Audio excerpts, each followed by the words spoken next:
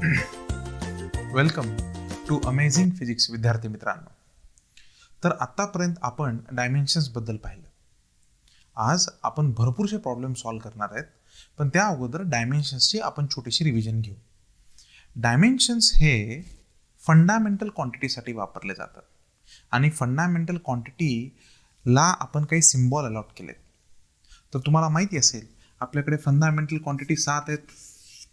कोणकोणत्या fundamental quantity आहेत? सगळ्यात अगोदर लेंथ आहे ना, त्यानंतर कोणती आहे? मास आहे, त्यानंतर टाइम आहे. एवढ्याच आहेत का? नाही, 7 फंडामेंटल क्वांटिटी आहेत. नंतर कोणती आहे? Electric current. त्यानंतर कोणती आहे? टेम्परेचर. Very good. त्यानंतर कोणती आहे? Luminous intensity.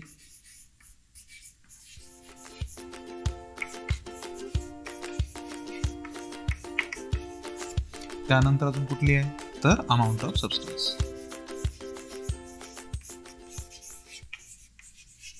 तर या 7 फंडामेंटल क्वांटिटी आपल्याकडे आहेत.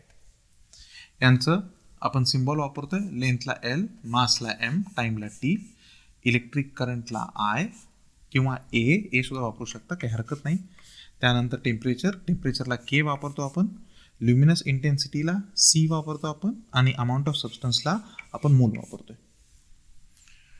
आणि आपण डायमेन्शन्स म्हणजे काय करतो की या फंडामेंटल क्वांटिटीचे पॉवर्स लिहितो, ज्यामुळे की आपल्याला युनिट काढता येईल. युनिट काढता येईल म्हणजे कसं? तर आजचं पूर्ण लेक्चर आपण पूर्णपणे प्रॉब्लेम प्रॅक्टिस करणार आहोत.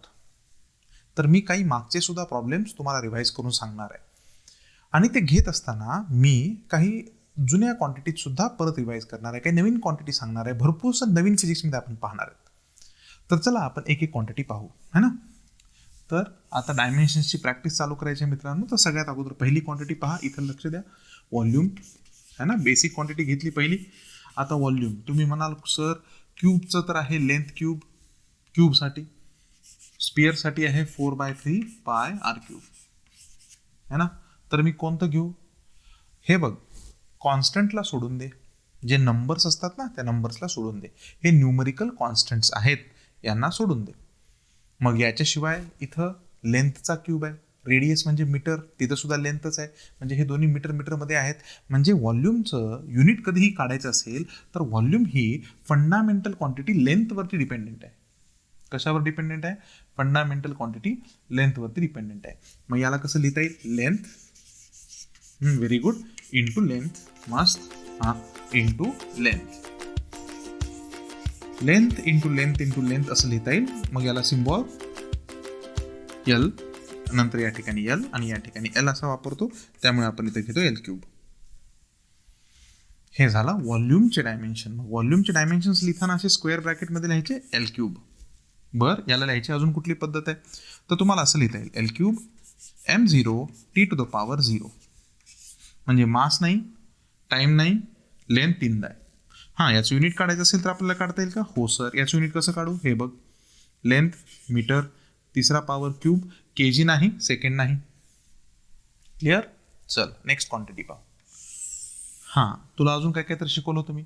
सम ऑफ डायमेन्शन्स तुला सांगितलं होतं ना. सम म्हणजे सगळ्यांची बेरीज, म्हणजे या पॉवर्सची बेरीज, म्हणजे 3 + 0 + 0.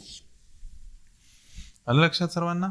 चला पुढची क्वांटिटी पाहायची. चलो आ जाओ. तर पुढची क्वांटिटी आहे डेन्सिटी. काय आहे पुढची क्वांटिटी? डेन्सिटी. डेन्सिटीचं डेफिनेशन माहिती आहे ना. तर डेन्सिटी ही क्वांटिटी तुम्ही लहानपणी पाहिली असेल. आता डेन्सिटी म्हणजे आपण लिहितो मास डिवाइड बाय व्हॉल्यूम. आता मी तुम्हाला फॉर्म्युला देतो, पहा काय त्याचं. मास डिवायडेड बाय, बोला, मास डिवायडेड बाय व्हॉल्यूम. तर आपल्याला इथे व्हॉल्यूम घ्यायचं आहे. ठीक आहे. तर मी आता इथे 2 मिनिट थांबणार आहे. तर तुम्ही सगळेजण प्रयत्न करा की मास डिवाइड बाय व्हॉल्यूम तुम्हाला डायमेन्शन्स काढता येतात का. क्लिअर? चला ट्राय करा बरं. चला ट्राय करा. हां, मग या ठिकाणी मासचे डायमेन्शन्स किती आहेत बेटा? m1. आणि व्हॉल्यूमचे डायमेन्शन आपण काढले होते, हे किती आहेत? L cube. हे बघ, बरोबर. पण आपल्याला पॉवरवरून माहिती आहे बघ, खाली L क्यूब आहे, वर गेल्यावर पॉवर निगेटिव्ह होत असतो याला आपल्याला वर लिहिता येतं. म्हणजे कसं लिहिता येतं बघ बघ बघ लक्ष दे. डेन्सिटीला आपण सिम्बॉल वापरतो रो, हे बघ स्क्वेअर ब्रॅकेटमध्ये आलं सर्वांना. हां चल ठीक. लेंथ -3, पॉवर खाली आहे वर गेला निगेटिव्ह झाला m1, टाईम नाही T⁻0 ब्रॅकेट क्लोज. अशा पद्धतीने आपण डेन्सिटीचे डायमेन्शन्स काढू शकतो. नेक्स्ट क्वांटिटी पाहायची. चला या आता नेक्स्ट क्वांटिटी पाहू. नेक्स्ट क्वांटिटी देताना मी थोडी नवीन क्वांटिटी देणार, ठीक आहे. चला तर आता तिसरी क्वांटिटी आहे आणि तिसरी क्वांटिटी आपण घेणार आहे लिनियर मास डेन्सिटी.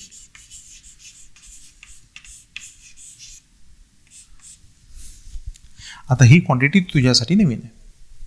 कुठली एखादी दोरी असेल तर त्या दोरीसाठी आपण ही क्वांटिटी वापरतोय. नंतर वायर असेल तर वायरसाठी ही क्वांटिटी वापरतो, वायर किती जाड आहे ते सांगण्यासाठी फिजिक्समध्ये. मग आता लिनियर डेन्सिटी किंवा लिनियर मास डेन्सिटी याचा फॉर्म्युला मी तुला देतो. आता तुम्हाला विचारत असताना परीक्षेमध्ये ना, आम्ही ज्यावेळेस एक्झाम घेऊ तुमची त्यावेळेस तुम्हाला परीक्षेमध्ये विचारत असताना अशी क्वांटिटी फक्त विचारणार नाही की लिनियर मास डेन्सिटीचे डायमेन्शन्स किती आहेत, असं नाही विचारणार. आम्ही काय करणार, लिनियर मास डेन्सिटी म्हणजे तुला फॉर्म्युला देणार तिथे काय, mass divided by length, mass divided by length, ठीक आहे ना. मग आता हा फॉर्म्युला दिल्यावर तुला डायमेन्शन्स काढता येतील का, लक्षात आलं. चल डायमेन्शन्स काढू.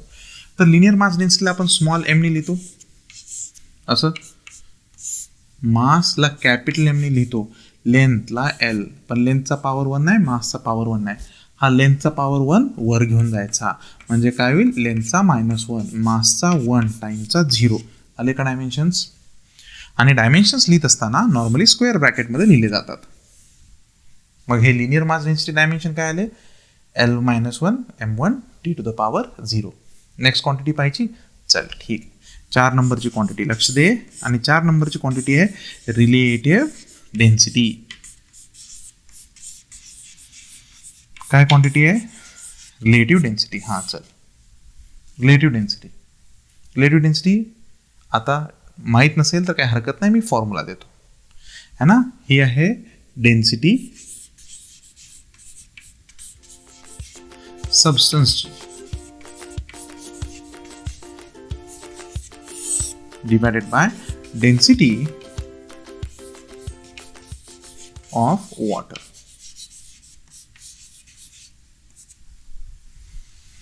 रिलेटिव्ह डेन्सिटी ही 2 डेन्सिटीचा रेशो असते, density of substance divided by density of water.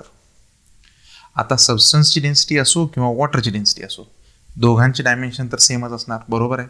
मग इथे जर तू कॅल्क्युलेट केलास, हे बघ सबस्टन्सची डेन्सिटी असली तर डेन्सिटीचे डायमेन्शन आपल्याकडे आहेत. मग कुणाची का डेन्सिटी असणार, डायमेन्शन्स तर चेंज होणार नाहीत. त्यामुळे इथे लिहायचं Lचा पॉवर -3 m1 T⁻0, या ठिकाणी Lचा पॉवर -3 m1 T⁻0. कुणाची का डेन्सिटी असत नाही, त्याचे डायमेन्शन सेमच, बरोबर. मग त्यामुळे हे दोन्ही डायमेन्शन्स कटणार, इथं सगळंच काही कटेल आणि तुझ्याकडे शुद्ध एकदम स्वच्छ उरेल L0 m0 T⁻0. म्हणजे कुठल्याच प्रकारचे डायमेन्शन्स उरणार नाहीत. फिजिक्समध्ये अशा भरपूरशा क्वांटिटी आहेत की ज्यांना डायमेन्शन्स नाहीत.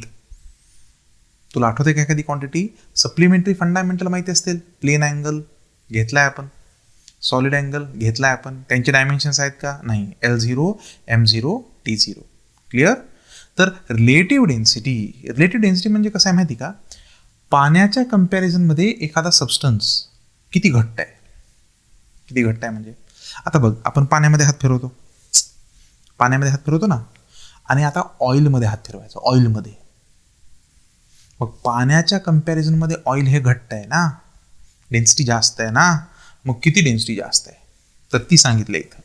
याला म्हणायचं रिलेटिव्ह डेन्सिटी, पाण्याच्या किती पट. आलं. चल नेक्स्ट क्वांटिटी पाहू. बघा आता इकडे लक्ष दे.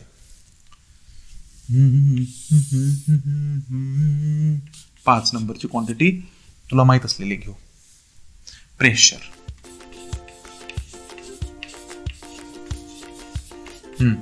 काय, फोर्स डिवायडेड बाय एरिया. चल स्क्रीन पॉज कर आणि सॉल्व कर आणि फाइंड आउट कर डायमेन्शन्स. चल लवकर लवकर,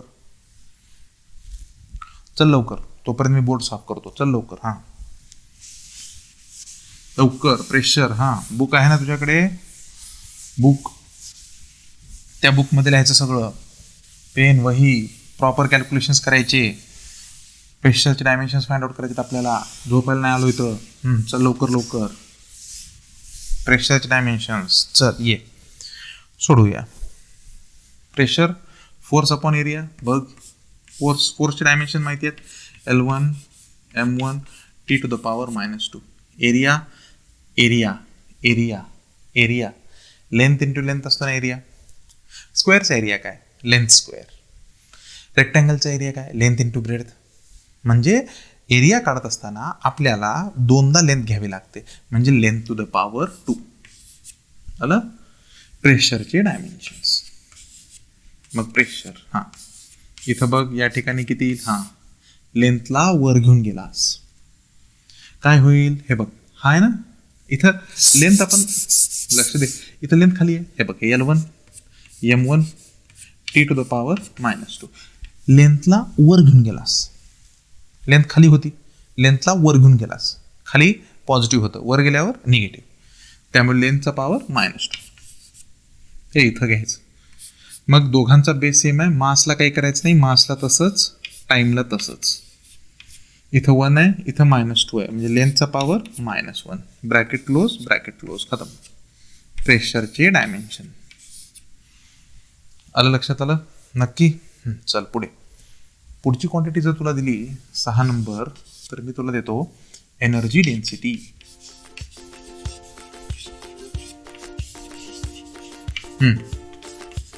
काय बाबा एनर्जी डेन्सिटी? बोला एनर्जी डेन्सिटी काय? Energy divide by volume. Sir आम्हाला तर ही क्वांटिटी माहीत नाही ना, मग त्यामुळे तर फॉर्म्युला लिहिलोय ना. जेव्हा तुम्ही 12वी मध्ये जाल तुम्हाला या सर्व क्वांटिटी माहीत होईल. आता बघ एनर्जी डेन्सिटी म्हणजे एका पर्टिक्युलर व्हॉल्यूममध्ये किती एनर्जी आहे. So energy divide by volume. आम्ही परीक्षेत विचारत असताना तुम्ही 11वीत आहेत ना, तुम्हाला विचारत असताना आम्ही सगळ्याच्या सगळे फॉर्म्युले देणार, पण एकदा 12वीला तुम्ही गेले आम्ही फॉर्म्युले देणार नाही, तुम्हाला डायरेक्ट विचारणार एनर्जी डेन्सिटी काय आहे. कारण ही एनर्जी डेन्सिटी तुम्हाला सगळीकडे पाठ करायची आहे, तुम्हाला फॉर्म्युला वगैरे सगळं माहीत पाहिजे. आता लक्ष ठेवा. एनर्जी, मग आता पहिला क्वेश्चन, सर इथं एनर्जीचं कोणतं घेऊ, कोणती एनर्जी घेऊ? पोटेन्शियल एनर्जी घेऊ, कायनेटिक एनर्जी घेऊ, वर्क घेऊ? बघ वर्कचे, कायनेटिक एनर्जीचे, पोटेन्शियल एनर्जीचे सगळ्याचे डायमेन्शन्स कसे आहेत? सेम. आपण बघितलं होतं एक्झाम्पलमध्ये, सगळ्याचे डायमेन्शन्स कसे आहेत? सेम. त्यामुळे मग इथे सुद्धा काय घ्यायचं? कुठली एनर्जी घे, डायमेन्शन्स तेच असणार. त्यामुळे डायमेन्शन्स काय आहेत बघ बरं, लक्ष दे. M1 L2 T to the power -2. लक्षात नाही आलं? सर काय सर तुम्ही एकदा L-M-T लिहिता, नंतर M-L-T लिहिता, काही हरकत नाही. लेंथ पहिल्यांदा घेतली काय, नंतर घेतली काय, काही फरक पडत नाही. आणि खाली आहे व्हॉल्यूम आत्ताच काढलं होतं, व्हॉल्यूमचं L3. आता हे व्हॉल्यूम खाली आहे, बघ कॅल्क्युलेशन करू आपण. M1 L2 T to the power -2. लक्षात आलं? हां आता पुढे लेंथला वर घ्यायचं, म्हणजे लेंथचा -3. अरे लक्षात आलं का? सर लेंथचा -3 कसा काय झाला? लेंथ खाली होती, मग लेंथ खाली होती तर ती वर गेली, वर गेल्यावर काय होईल? लेंथचा पॉवर -3. आता इथं लेंथचा पॉवर बघ, इथं लेंथचा पॉवर बघ, म्हणजे या ठिकाणी काय येईल? M1 L -1. बेस सेम आहे, पाया सेम आहे, तर इंडेक्स यांची ॲडिशन होणार है ना. 2 -3 -1 T to the power -2. Energy density हिला आपण U सिम्बॉल वापरतो, स्मॉल u. मग हे स्मॉल u चे डायमेन्शन्स आहेत, एनर्जी डेन्सिटीचे डायमेन्शन्स आहेत. मग सर आता हे डायमेन्शन्स बघा आणि इथले डायमेन्शन्स बघा, सेम आहेत. म्हणून मी तुला सांगितलं होतं अगोदरच की एक क्वांटिटी माहीत असेल तर त्या क्वांटिटीवरून डायमेन्शन्स काढता येतात. पण डायमेन्शन्स माहीत असेल तर गॅरंटीड आपल्याला ती क्वांटिटी सांगता येत नाही. आलं नक्की? ह्याच्यामध्ये अजून एक बेस्ट गोष्ट आहे, या प्रेशरला भरपूरसे जण स्ट्रेस असं सुद्धा म्हणतात. प्रेशर आणि स्ट्रेस सेमच आहे, कारण त्यांचे डायमेन्शन सेम असतात. खरं त्या क्वांटिटी वेगळ्या आहेत. ते आपण पुढे प्रॉपर्टीजमध्ये पाहणार आहेत. पण प्रेशर आणि स्ट्रेस तुमच्यासाठी सेम. आणि अजून सांगू, याच्यामध्ये याला 3 अजून नाव आहेत. एक आहे यंग्स बल्क आणि रिजिडिटी. असले 3 नाव आहेत. यंग्स बल्क रिजिडिटी मॉड्युलस पूर्ण नाव. या तिघांपैकी कुठलंही घेतात आणि या शेवटी काय म्हणतात, मॉड्युलस. म्हणजे कसं म्हणणार, Young's modulus, bulk modulus, rigidity modulus किंवा स्ट्रेस किंवा प्रेशर हे सगळे एकच आणि याचेच डायमेन्शन म्हणजेच याचे डायमेन्शन. त्यामुळे डायमेन्शनमध्ये यांच्यात कुठल्याही प्रकारचा फरक नाही आहे. हां, त्या क्वांटिटीज वेगळ्या आहेत, त्या आपण नंतर पाहू. क्लिअर? चल नेक्स्ट क्वांटिटी पाहूया. रेडी? झालेली क्वांटिटी देतो. 7 नंबरची क्वांटिटी कोणती घेणार, वेलॉसिटी. हां घे, वेलॉसिटी याला म्हणू आपण, हां काय म्हणणार, displacement divided by time. Ready? आणि यानंतर इथं 8वी क्वांटिटी घे, स्पीड. स्पीड घे आणि याला म्हण डिस्टन्स डिवाइड बाय टाइम.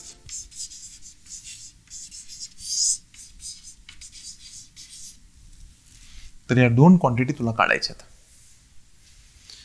हां चल चालू कर कॅल्क्युलेशन. डिस्प्लेसमेंट अपॉन टाइम किंवा डिस्टन्स अपॉन टाइम. आता मला एक गोष्ट सांग, कोणती सर? डिस्प्लेसमेंट म्हणलं काय किंवा डिस्टन्स म्हणलं काय, दोन्हीही आपण मीटरमध्येच मोजतो. मग या ठिकाणी डिस्प्लेसमेंट सुद्धा लेंथचीच केस आहे आणि डिस्टन्स सुद्धा लेंथचीच केस आहे. खाली दोघांमध्ये टाइम तोच आहे. त्यामुळे वेलॉसिटी असो वा स्पीड, त्यांचे डायमेन्शन सेमच येणार. वेलॉसिटी असो वा स्पीड, त्यांचे डायमेन्शन सेमच येणार. हां, पण त्या दोघांमध्ये कन्सेप्टमध्ये फरक आहे. वेलॉसिटी आणि स्पीड या गोष्टी वेगवेगळ्या आहेत, आपण नंतर पाहणार आहेत, पण त्यांचे डायमेन्शन सेम आहेत. क्लिअर? कॅल्क्युलेट करता आलं? चलो नेक्स्ट गोष्ट पाहू आपण. चला, वेलॉसिटी झाली, स्पीड झाली. आता पाहूया ॲक्सेलरेशन. ठीक आहे, चला या. तर कितवी क्वांटिटी माहिती आहे का रे? 9वी आहे वाटतं का 10वी आहे? 9वी है ना. ॲक्सेलरेशन. तर ॲक्सेलरेशनला तुम्ही 2 पद्धतीने काढू शकता. पद्धत कुठली का असत नाही, काही फरक पडत नाही. पहिल्यांदा तुम्हाला असं लिहिता येईल, फॉर्म्युला लहानपणापासून माहीत असेल, change in velocity divided by time. म्हणजेच फायनल वेलॉसिटी आहे ना, फायनल वेलॉसिटी घेतो मायनस इनिशियल वेलॉसिटी घेतो divided by T. Final velocity initial velocity divide by T काढता येईल. एक असं घेतलं तरी चालेल किंवा याच्याऐवजी दुसरा एक फॉर्म्युला आहे आपल्याकडे. ॲक्सेलरेशन म्हणजे काय? Force divide by mass.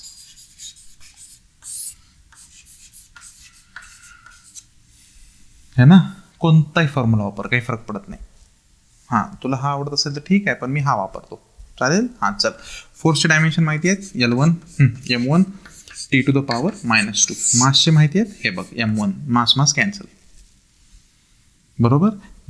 ज्या क्वांटिटी सोबत पॉवर आहेत ना, त्याच क्वांटिटीबद्दल बोलायचं. असं लेंथ आणि मास हे कॅन्सल करायचं नाही, लक्षात ठेव. मास आणि मास यांचंच कॅल्क्युलेशन. मग आले का ॲक्सेलरेशनचे डायमेन्शन? किती आले?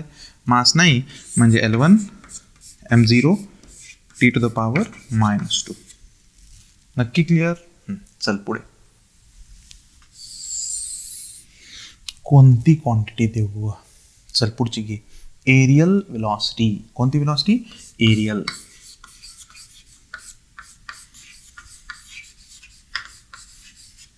आता काय नंबर लिहित बसत नाही. 10, 11, 12 आता किती होतील तो बघून घे, है ना. चल, एरियल वेलॉसिटी. तर आता सगळ्यात महत्त्वाचं म्हणजे एरियल वेलॉसिटीचा फॉर्म्युला काय? Area upon time. बरोबर. चला, एरिया अपॉन टाइम. काय सर तुम्ही असं म्हणता की आम्हाला जसं काय माहीत असेल?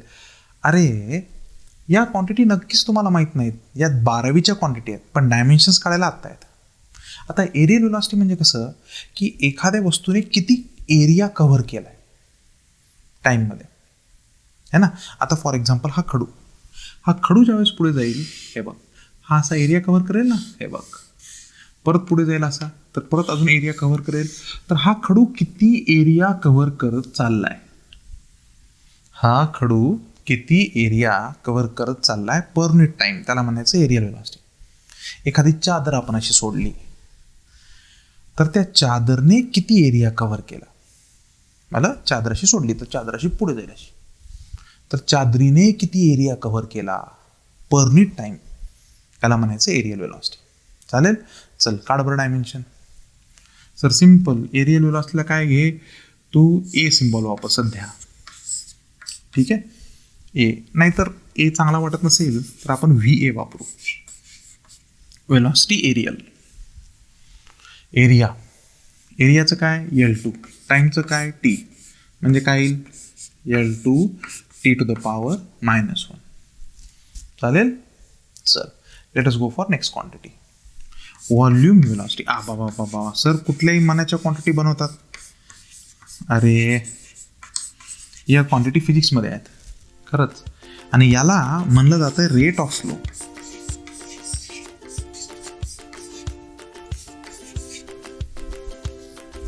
काय म्हणतात त्याला, रेट ऑफ फ्लो. खरंच.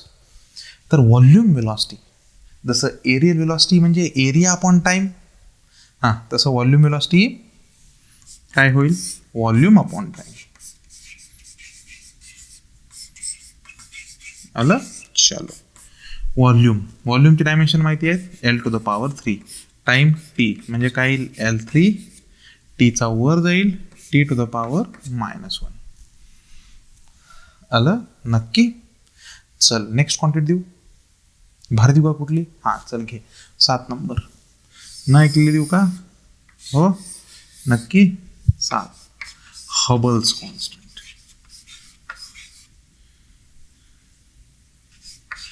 हबल्स कॉन्स्टंट. बाबा कोणती क्वांटिटी आहे सर ही, मग नवीन क्वांटिटी आहे.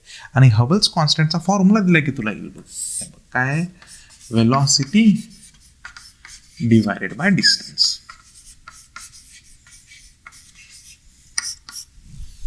एकदा फॉर्म्युला दिला की आपल्याला काढता येत है ना. मग सांग आता, वेलॉसिटी डिवायडेड बाय डिस्टन्स है ना. वेलॉसिटी आहे का माहीत, हो. ठेवा डायमेन्शन L1 T⁻⁻⁻⁻⁻⁻⁻⁻⁻⁻⁻⁻⁻⁻⁻. डिस्टन्स म्हणजे लेंथ, कॅन्सल. म्हणजे हबल्स कॉन्स्टंट जो आहे हा काय आहे, फक्त T⁻⁻⁻⁻⁻⁻⁻⁻⁻⁻⁻⁻⁻⁻⁻⁻⁻⁻⁻⁻⁻⁻⁻⁻⁻⁻⁻⁻⁻⁻⁻⁻⁻⁻⁻⁻⁻⁻⁻⁻. जर याच्याऐवजी मी तुला अजून एक क्वांटिटी विचारली असती, 7 लिहिले मी इथं, तर एक क्वांटिटी नेक्स्ट विचारली असती, फ्रिक्वेन्सी.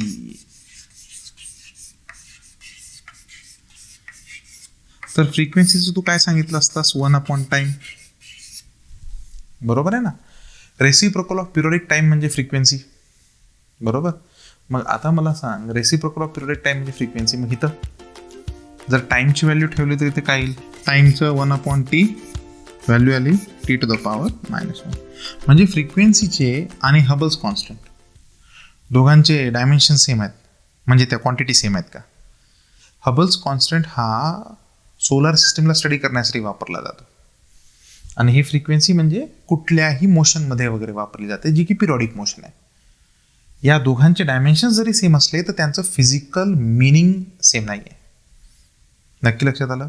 चल let us go for next quantity. चला या, आता पुढची क्वांटिटी कोणती आहे, तर मोमेंटम है ना. माझ्यामध्ये मोमेंटम आपण बघितली होती मागे, हो ठीक आहे. मोमेंटम बघितली होती, इम्पल्स बघितली होती है ना. त्यानंतर आपण टॉर्क बघितलं होतं, वर्क बघितलं होतं, सगळ्या एनर्जी बघितल्या होत्या, पोटेन्शियल एनर्जी, कायनेटिक एनर्जी. ठीक आहे. मग पॉवर बघूया का, माहिती आहे का तुला पॉवर. चल ठीक आहे, पॉवर काढता येईल. हां, पॉवर फॉर्म्युला माहिती आहे काय, पॉवर एनर्जी अपॉन टाइम किंवा वर्क अपॉन टाइम म्हणतो आपण है ना. चल, पॉवर वर्क अपॉन टाइम, काही घे, एनर्जी घे, वर्क घे, काही फरक पडत नाही सध्या. मग आता वर्कचे डायमेन्शन माहिती आहेत का तुला, हो सर. किती आहे, L2 m1 T⁻⁻⁻2 time T. आलं. मग आता सगळ्यात महत्त्वाचं, सर हे सगळे डायमेन्शन्स पाठ करायचे का? हो.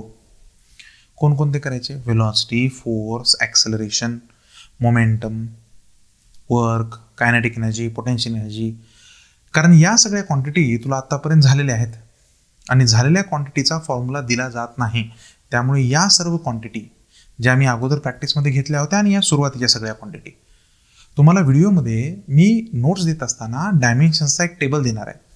तर त्या डायमेन्शन्समध्ये टेबल जो आहे त्यामधले अंदाजे पहिल्या 20 क्वांटिटी पाठ पाहिजेत. एकदा का पहिल्यांदा 20 क्वांटिटी पाठ झाल्या की मग आरामात आपण डायमेन्शन्स दुसऱ्या क्वांटिटीचे कॅल्क्युलेट करू शकतो. आता अजून एक प्रश्न की सर समजा परीक्षेत अननोन क्वांटिटी आली तर तिचा फॉर्म्युला दिला जातो. वारंवार सांगायला लागलोय, तिचा फॉर्म्युला दिला जातो, तर त्या फॉर्म्युल्यावरून आपण डायमेन्शन्स काढायचे. नक्की? चल मग पुढे काय? पॉवर. काही काही विद्यार्थी असं म्हणतील की सर पॉवरसाठी माझ्याकडे अजून एक फॉर्म्युला आहे, फोर्स इंटू वेलॉसिटी, है ना? चालेल, वापरला तर काही हरकत नाही, आन्सर ते याच्यात आहे. मग वर्क अपॉन टाईम, हां ठेवा. मग काय काय आलं हे बघ, टाईमला वर घे, टाईमचा पॉवर 1 आहे. खालून ज्यावेळेस वर जातो किंवा वरून खाली ज्यावेळेस पॉवर येतो त्यावेळेस पॉवरचं निगेटिव्ह होतं. मग हे वर गेल्यावर निगेटिव्ह होईल, म्हणजे L2 M1 आणि टीचा पॉवर हा -1 वर गेला, इथं ऑलरेडी -2 आहे म्हणजे -3 आणि हे कॅपिटल P पॉवरचे डायमेन्शन आले. नक्की? चल ठीक आहे. थोडी अवघड क्वांटिटी विचारू का? चल, gravitational constant. Gravitational constant G. आता ग्रॅव्हिटेशनल कॉन्स्टंट G बद्दल तुम्ही ऐकलं असेल नक्की, न्यूटन्स लॉ ऑफ ग्रॅव्हिटेशनमध्ये. मग त्या लॉचा वापर करून आपल्याला काढायचं आहे. मग आता तुम्ही म्हणाल सर काय सर कॉन्स्टंटला तर डायमेन्शन नसतात. नाही, हे लक्ष देत, ग्रॅव्हिटेशनल कॉन्स्टंट हा काही न्यूमरिकल कॉन्स्टंट नाही, म्हणजे तो नंबर नाही आहे. ग्रॅव्हिटेशनल कॉन्स्टंट नंबर आहे का फक्त? त्याची व्हॅल्यू आपल्याला माहिती आहे किती आहे, सांग बरं. हां सांग ऐकायला लागलो मी. व्हॅल्यू सांग Gची. हां किती आहे? 6.67 इंटू 10⁻11 है ना. त्याचं युनिट सुद्धा आहे न्यूटन मीटर स्क्वेअर पर kg². आता तू मला सांग, हा कुठल्या अँगलनी तुला नंबर वाटतोय? हा नंबर आहे का नुसता? याला युनिट आहे ना. त्यामुळे अशा कॉन्स्टंटला आपण म्हणतो physical constant.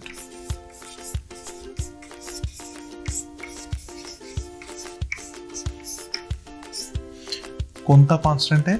Physical constant. Physical constant हे कुठल्या तर एखाद्या लॉमध्ये वगैरे येत असतात किंवा प्रोपोर्शनॅलिटी साईनमध्ये वगैरे येत असतात.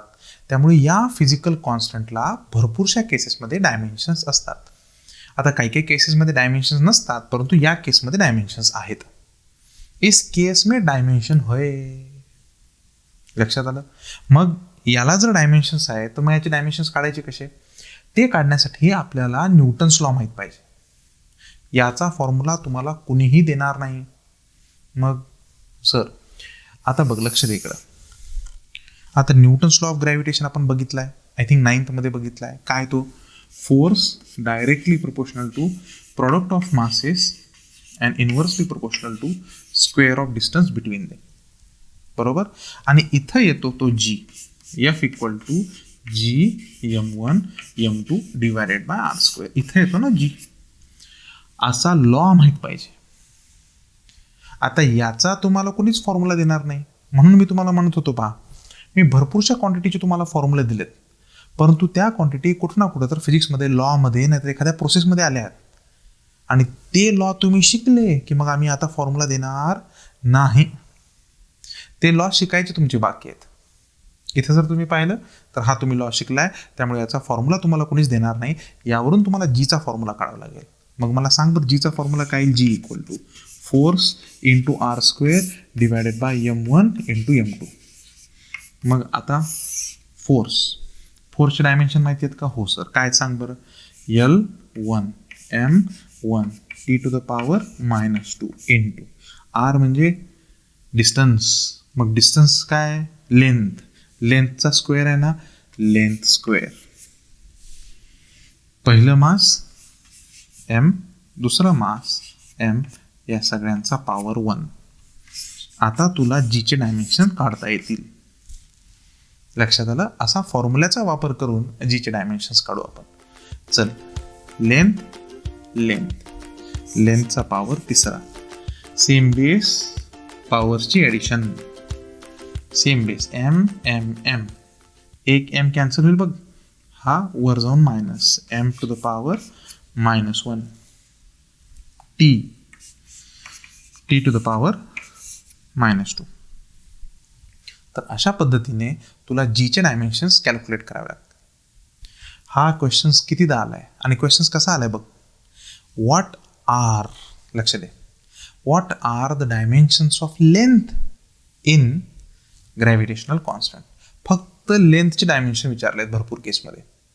लेंथचे डायमेन्शन म्हणल्यानंतर लेंथचा power 3. What are the sum of dimensions, सांग बरं. 1 2 3 सगळ्यांची ॲडिशन, सम ऑफ डायमेन्शन. आलं लक्षात? तर भरपूरशा केसमध्ये कॉन्स्टंटला डायमेन्शन्स असतात, जर ते फिजिकल कॉन्स्टंट्स असतील तर. त्यामुळे कॉन्स्टंटला डायमेन्शन नाहीत असं लक्षात ठेवायचं नाही. नंबरला डायमेन्शन नाही आहेत, म्हणजे 2 3 पाय यांना डायमेन्शन्स नाही आहेत. पण भरपूरशे क्वांटिटी आहेत ज्या की फिजिकल कॉन्स्टंट्स आहेत ज्यांना डायमेन्शन्स आहेत. चला नेक्स्ट क्वांटिटी पाहूया का. चला नेक्स्ट क्वांटिटी, ठीक आहे. चला, मोमेंट ऑफ इनर्शिया.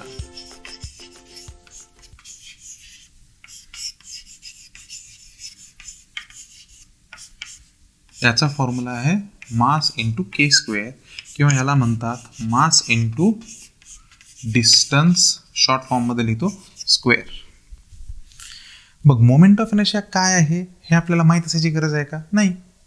हां, त्याचा जर फॉर्म्युला आपल्याला माहीत असेल तर आपल्याला नक्कीच त्याचे डायमेन्शन्स काढता येतात. रेडी? चलिये.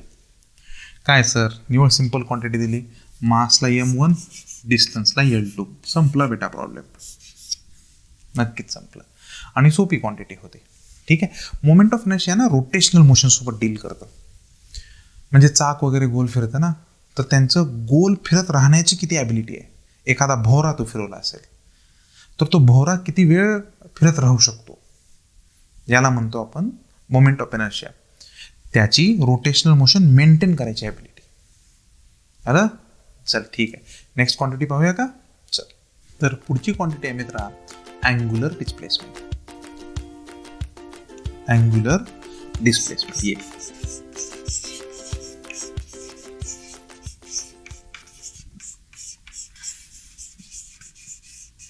आता अँग्युलर डिस्प्लेसमेंट हे भयंकर नाव घेतल्यावर वाईट वाटतं, लई जीवाला. परंतु त्याच्यापेक्षा अजून बेस्ट गोष्ट सांगू का, अँग्युलर डिस्प्लेसमेंट म्हणजेच प्लेन अँगल आहे. आता कसं छान वाटलं बघ बरं, मस्त प्लेन अँगल. तर प्लेन अँगलचाच फॉर्म्युला माहीत नाही सर. अरे माहिती आहे ना, सांगितलं ना मी तुला. काय आहे? आर्क लेंथ हां डिवायडेड बाय रेडियस. काय आहे? Arc length divide by radius. म्हणजे सर आर्क लेंथ म्हणजे लेंथच आहे आणि रेडियस म्हणजे सुद्धा काय लेंथच आहे. मग दोन्ही जर लेंथ असतील तर या ठिकाणी आपल्याला कसं लिहिता येतं बघ बरं. हां, कसं लिहायचं या ठिकाणी? Length L1 radius L1. Length will get cancel. म्हणजे लेंथही नाही, मासही नाही आणि टाईमही नाही. आणि याला आपण थीटाने डिनोट करतो है ना. So this is theta. म्हणजे प्लेन अँगलला डायमेन्शन्स नाहीत, पण त्याला युनिट आहे का? हो, त्याला युनिट आहे, सांगितलं होतं. काय आहे? रॅडियन. म्हणून फिजिक्समध्ये ही क्वांटिटी अशी आहे ना जिला डायमेन्शन नाहीत पण युनिट आहे. म्हणजे कशी क्वांटिटी माहिती का?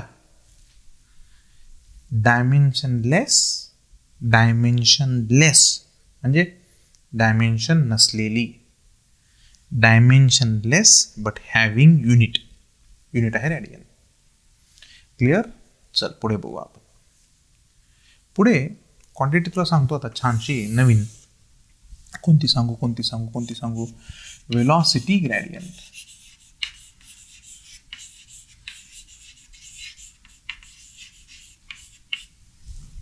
कर.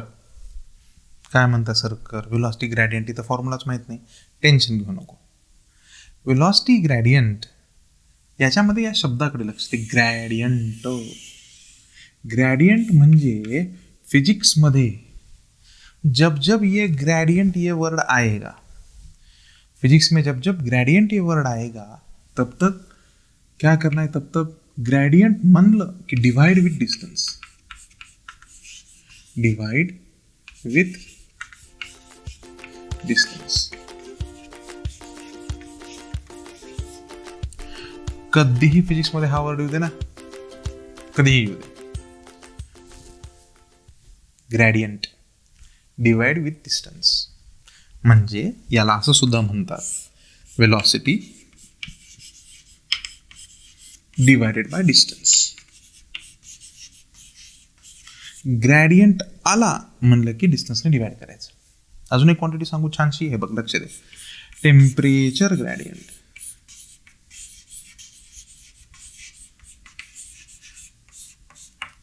टेम्परेचर ग्रेडियंट म्हणजे या ठिकाणी काय आलंय सर, ग्रेडियंट हा शब्द आलाय.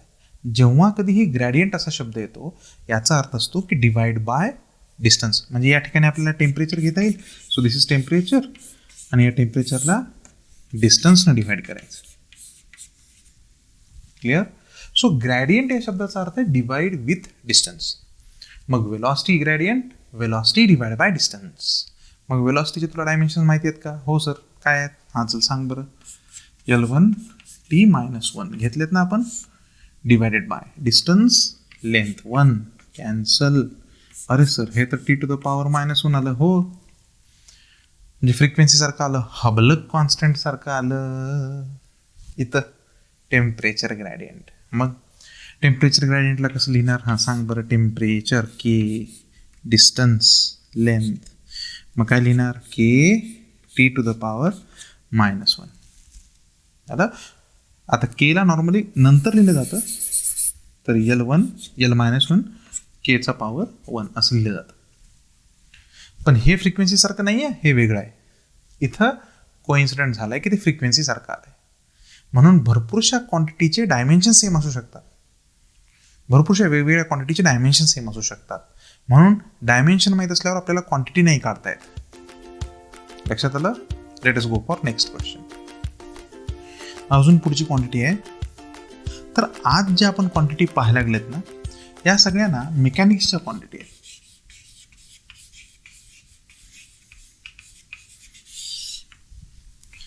आता फिजिक्समध्ये मेकॅनिक्स म्हणजे काय की मोशनशी रिलेटेड असलेल्या क्वांटिटी, म्हणजे ज्याच्यामध्ये हीट नाही आहे. हीटमध्ये आपण कसं टेम्परेचर वगैरे घेतलं असतं, किंवा करंट नाही आहे, व्होल्टेज वर्क वगैरे हे नाही आहे ना. तर या सर्व क्वांटिटी आपण नेक्स्ट लेक्चरमध्ये पाहणार आहेत. म्हणजे आपण सध्या मेकॅनिक्सशी रिलेटेड असलेल्या क्वांटिटी, म्हणजे ज्यांचे डायमेन्शन्स आपल्याला फक्त L, M आणि T मध्ये लिहिता येतात, अशा सगळ्या क्वांटिटी आपण पाहायला लागलोय. लक्षात आलं?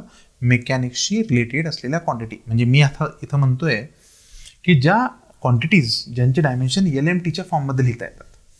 आलं? चल नेक्स्ट क्वांटिटी पाहू. तर नेक्स्ट क्वांटिटी आहे बेटा अँग्युलर मोमेंटम. अँग्युलर मोमेंटम याला लिहितात मोमेंटम इंटू रेडियस. अजून एक क्वांटिटी घे लगेच, angular velocity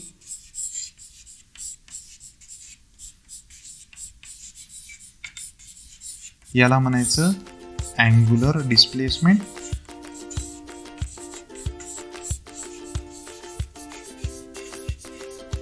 divided by time. करू चला. मोमेंटम, मोमेंटम म्हणजे sir mass into velocity into radius. मग आता मासचं डायमेन्शन आहे सर m है ना. वेलॉसिटी काय L1 T-1, रेडियस L1. आलं? पटापट डायमेन्शन काढता आले पाहिजेत बेटा, पाठ केले पाहिजेत. चलो, L⁻², M1, T⁻⁻1 bracket close.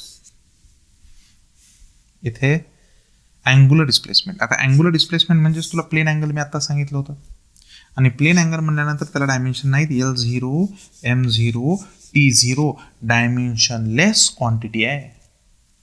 आणि टी मायनस 1. म्हणजे या ठिकाणी अँग्युलर व्हेलॉसिटीचे ओमेगाचे जर आपल्याला डायमेन्शन काढायचे असतील, अँग्युलर मोमेंटमला एलनेच वापरतात. सिम्बॉल एल आहे, लेंथ कॅन्सल करू नको नाही तर, ठीक आहे. अँग्युलर मोमेंटम एल, किंवा जर कन्फ्युजन अवॉइड करायचं असेल तर आपण इथं स्मॉल एल कन्सिडर करू. आलं? चलो इथं ओमेगा म्हणजे अँग्युलर व्हेलॉसिटी, टीचा power L0 M0 T to the power -1. Angular velocity संपली. आता इथे आपण नवीन क्वांटिटी पाहणार आहेत, जिचं नाव आहे प्लँक्स कॉन्स्टंट. आणि प्लँक्स कॉन्स्टंटला आपण म्हणतो एनर्जी इंटू टाइम.